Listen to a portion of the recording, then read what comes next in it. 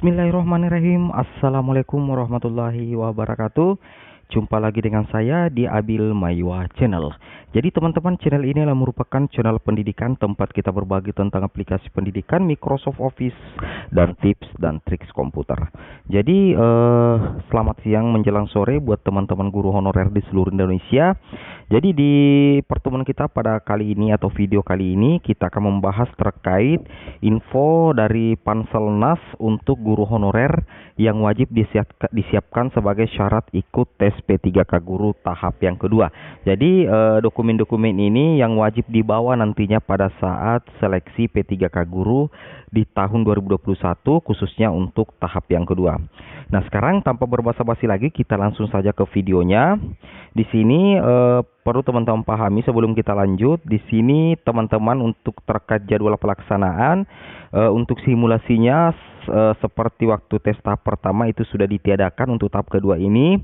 Kemudian pada hari Senin tanggal 6 Desember 2021 akan ada sinkronisasi data untuk ujian.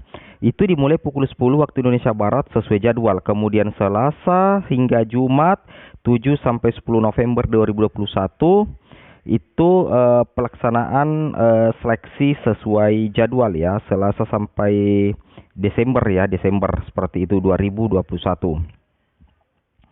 Nah, sekarang kita coba lanjut ke informasi resminya di sini teman-teman ya. Perlu teman-teman pahami bahwa untuk sesi ujian seleksi P3K nantinya di sini akan hanya ada 2 sesi di setiap tilok atau titik lokasi. Yang pertama itu sesi pertama dengan sesi kedua. Kemudian di sini ada durasinya untuk setiap kegiatan. Jadi kegiatan pertama adalah peserta hadir di lokasi ujian. Kemudian nanti akan ada pemeriksaan suhu tubuh, kemudian pemeriksaan dokumen COVID. Setelah itu memasuki ruang tunggu, kemudian melakukan registrasi. Setelah itu pemeriksaan identitas, kemudian penjelasan penitipan tas, kemudian body checking. Kemudian peserta memasuki ruang ujian, kemudian penandatanganan daftar hadir, kemudian pembagian kartu login, kemudian pembacaan tata tertib. Nah, di sini untuk pelaksanaan tesnya pukul 8 sampai pukul 8.40. Ya, antara pukul 2 sampai 14.40 itu 40 menit manajerial dan sosiokultural. Kemudian pukul 14.40, 14.50, 10 menit itu adalah tes wawancara. Kemudian 14.50 hingga 16.50, 120 menit ini kompetensi teknis. Nah, ini adalah untuk jadwal pelaksanaan tesnya. Sedangkan untuk persiapannya ini dimulai pukul 7.00 sampai pukul 8 ada beberapa persiapan sebelum melaksanakan ujian seleksi P3K tahap yang kedua. Seperti itu teman-teman ya. Nah, sekarang kita coba lanjut lagi informasinya. Di sini salah satu informasi di sini adalah informasi perihal seleksi P3K tahap 2 tahun 2021. Nah, untuk materinya ada di sini teman-teman ya. Nah, di sini info perihal seleksi P3K tahap yang kedua tahun 2021. Yang pertama ini ada 4 yang harus teman-teman pahami.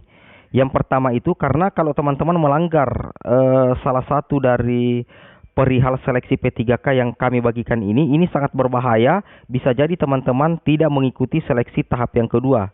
Nah, ini ada 4 poin yang harus teman-teman taati ya. Yang pertama itu adalah info perihal seleksi P3K tahap kedua tahun 2021. Yang pertama, kartu dapat diunduh mulai Kamis sore atau hari Jumat pagi. Seperti itu ya. Kemudian jadi kartu dapat diunduh ya untuk P3K tahap 2 itu Kamis sore atau hari Jumat pagi. Seperti itu. Nah, untuk pelaksanaan seleksi tanggal 7 sampai 10 Desember 2021. Jadi untuk pelaksanaan seleksinya itu mulai tanggal 7, 8, 9, 10 Desember 2021 untuk tahap 2 P3K Guru. Seperti itu. Kemudian teman-teman wajib membawa surat swab antigen dan hasilnya negatif, bukan positif ya, tapi hasilnya negatif. Swab antigen dilakukan hari pertama pelaksanaan tes. Jadi teman-teman bisa melakukan swab antigen di tempat-tempat terdekat dari rumah teman-teman ya. Atau mungkin ada panitia juga, mungkin ada tilok yang di tiloknya itu ada pemeriksaan swab antigen, bisa jadi juga. Kemudian yang keempat, tidak ada toleransi terlambat atau tidak tahu jadwal dan lokasi ujian. Jadi bagi teman-teman guru honorer, tentunya hari ini teman-teman sudah bisa mengecek jadwal dan tilok titik lokasi ujian teman-teman, dan mungkin sudah bisa juga mencetak kartu peserta ujian ya. Karena kartu dapat diunduh mulai Kamis sore atau hari Jumat. Nah, ini sudah Jumat siang teman-teman ya. Teman-teman bisa memaksimalkan kesempatan ini. Nah, sekarang apa-apa saja yang harus teman-teman bawa nantinya?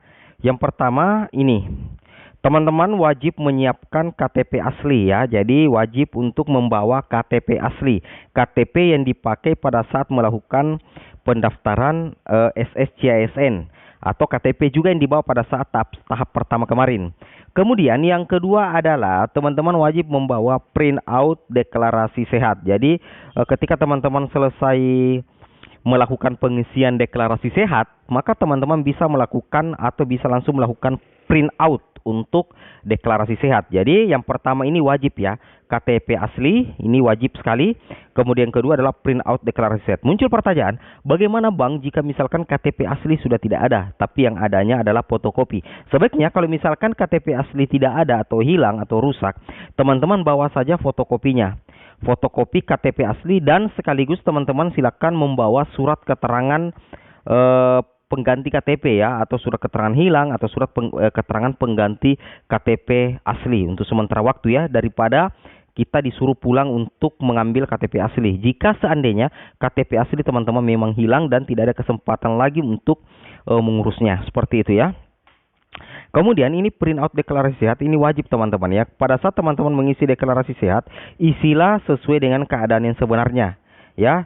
Tolong ya diisi sesuai dengan keadaan yang sebenarnya, seperti itu. Kemudian yang kedua, yang dibawa di sini, yang kedua di sini teman-teman adalah kartu peserta ujian. Jadi wajib bagi teman-teman guru honorer yang ikut tes tahap kedua untuk membawa kartu peserta ujian dengan jadwal yang sudah tertera di kartu tersebut, wajib ya. Nah, seperti itu. Jadi kartu peserta ujian jangan sampai dilupa, teman-teman persiapkan. Kemudian yang keempat, hasil swab PCR berlaku untuk hari kedua ujian atau hasil swab antigen berlaku untuk hari pertama ujian, seperti itu ya. Jadi bagi teman-teman ini wajib membawa swab antigen ya, minimal swab antigen untuk persyaratan pemeriksaan ya, seperti itu. Karena biasanya di tahap pertama kemarin itu disuruh membawa swab antigen, bukti swab antigen. Di tahap kedua tetap teman-teman ya untuk swab antigennya. Kemudian berikutnya adalah pensil dan masker 3 ply atau masker double. Jadi teman-teman seperti di tahap pertama, teman-teman wajib menyiapkan alat tulis, contohnya pensil. Kemudian teman-teman wajib menggunakan masker 3 ply atau masker 3 lapis ya. Jadi, nah kemudian khusus poin kelima, kartu sertifikat vaksin minimal vaksin pertama.